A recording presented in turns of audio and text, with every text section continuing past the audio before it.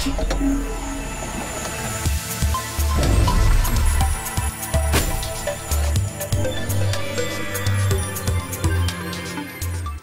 what's up guys, and welcome back to a short review of the month of use of the fake MacBook Air. In this video I want to show you how it performs and if it's actually worth the money. By the way, I couldn't install Hackintosh on it because it's not compatible with the integrated graphics. Okay, so now let's get started with the review. Okay, so here it is. Here's the fake MacBook with the plastic unibody, and now let's turn it on by pressing the power button here, and then we press F2 because first, before we start it, I want to show you the BIOS and what you can edit in the BIOS. Okay guys, we're now in the main screen of the BIOS, and as you can see it's running a 2011 version of the American Megatrends BIOS.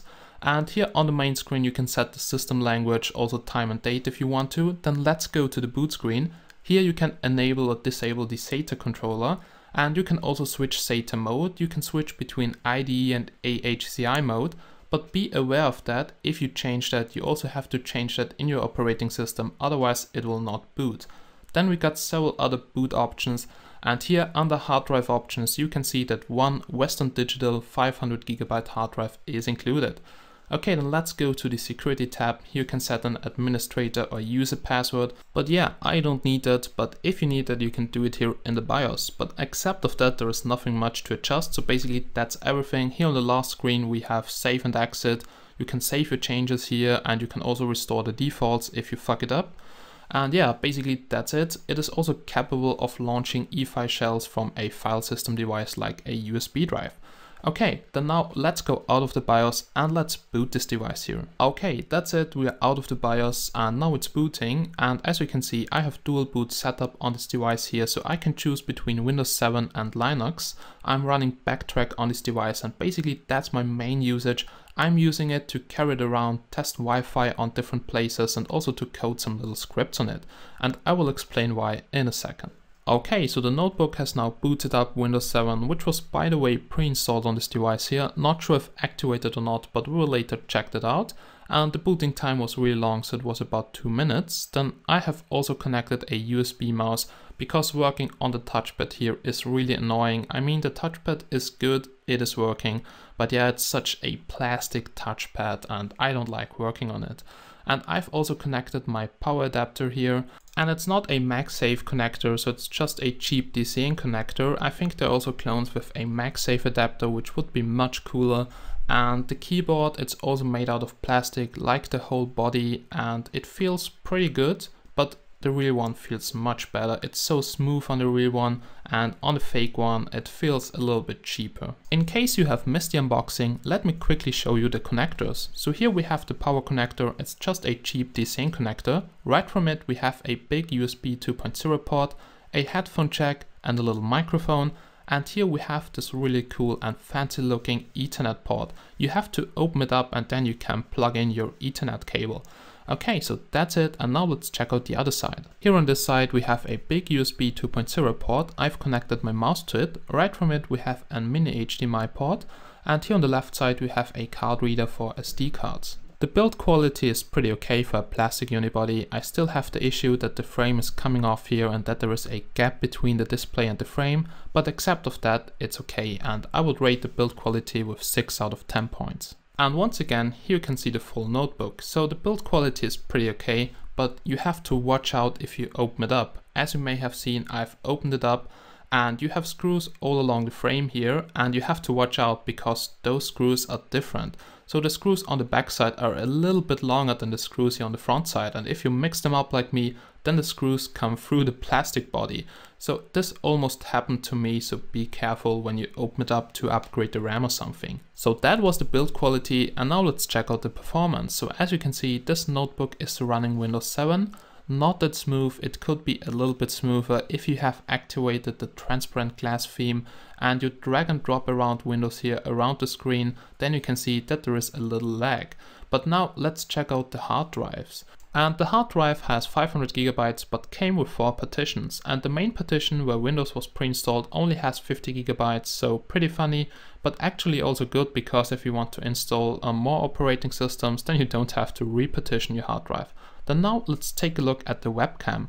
And the webcam is nothing special, so it's just a VGA webcam with a resolution of 640 x 480 pixels, but it's capable of taking pictures, recording videos, using it in Skype or any other application. And you can see it here on the top of the frame right over the display.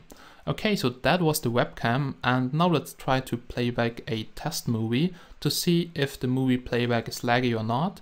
Okay, so I'm starting it for the first time, so just give me a second, and we can also test the speakers this way.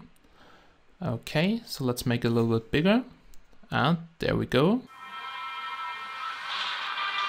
The biggest event in 2 million years is about to go to a whole new dimension. Nobody. So the movie playback is okay, it's not laggy, but on maximum volume you have this hissing sound in the speakers, so the speakers are not the best quality, but they are loud. Then now let's try the same on YouTube. So I've now connected my Ethernet cable, but I'm also connected to Wi-Fi. And now here in Firefox, let's try to play back a movie here on YouTube. Oh, those fucking ads. No, I'm just kidding, ads are important, so don't use an ad blocker, guys.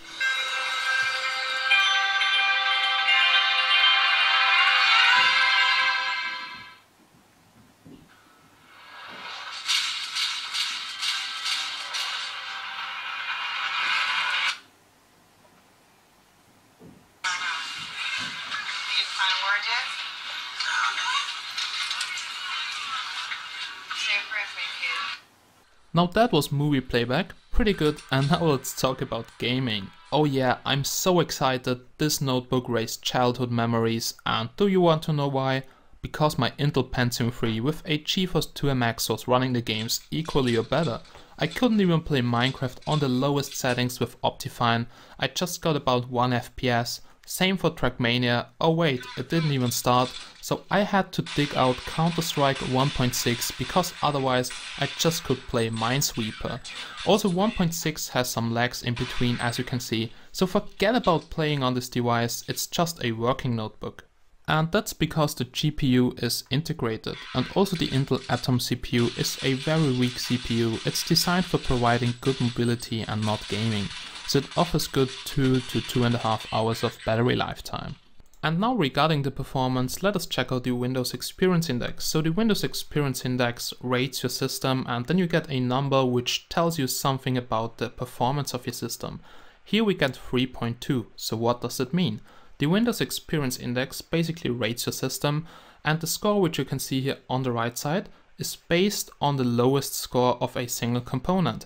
And the slowest component here is the CPU, which only gets a score of 3.2. And the maximum score which you can get is 7.9, so a base score of 3.2 tells you that the system may be slow. Then here you can see installed memory RAM are 4 GB, but only 3 GB are usable. A 32-bit system should be capable of using 4 GB, but the chipset isn't compatible, so you cannot upgrade it. Only 3 GB are usable. But anyway, you don't need more RAM because the CPU is the slowest part here in the system. Then here we have Windows activation, so it's not activated. We got a 30 days trial, and yeah, it's actually good that those Chinese sellers don't sell you pirated versions of Windows, so just enter your own product key. Great, so that was the performance index, but the performance index here doesn't tell you much about the system. Therefore we will check out CPU set and PC Mark 8.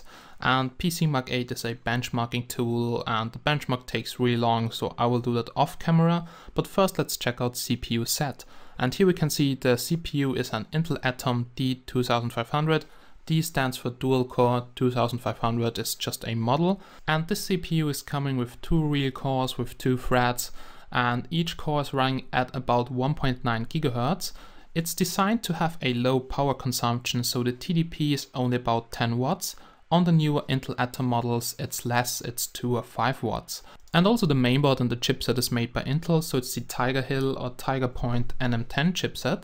Then now let us check out memory. So here we can see that 4 GB of DDR3 RAM are installed, and the DRAM frequency is only 532 MHz, so this results in a frontside bus to DRAM ratio of about 1:4. Then here we can see the memory slots, and CPU set tells us that there are 2 memory slots, but I have opened it up and I've just seen one memory slot. So we have one memory slot with 4 GB of DDR3 RAM and that's it. But not all the 4 GB are usable, so you can just use about 3 GB and also not with the maximum bandwidth, which would be 800 MHz. Then here you can see the graphics, and as I said, this is integrated, the GPU is integrated, and it's an Intel GMA 3600. Okay, so that was CPU set, and now let's check out the benchmarking application, which is PCMark 8. So let's take a look at the results, and we get a score of 626, and that's not really much. So on my notebook I get about 5k points, so that's really much more. And the test duration was about 75 minutes. That's a long time because my notebook does the test in about 20 minutes. And once again, you can see that this notebook is designed for mobility, multimedia and working, and not for gaming, because in the casual gaming test it just got 1.5 FPS. So at least for the price you get a slim netbook with 4 GB of RAM but only 3 GB are usable, and a 500 GB Western Digital hard drive. Now that's it. We are at the end of this video and I hope you still enjoyed it, and if you really want to get such a netbook, be sure to get the model with the Intel i3 CPU and maybe aluminum unibody. I would rate this one with 5 out of 10 points, maybe give it an extra half point for the cheap price, but the real one is definitely unbeatable. So guys, watch out when you buy a notebook in China. Okay, then as always, thanks for watching and I hope to see you again in my next videos. Bye bye guys.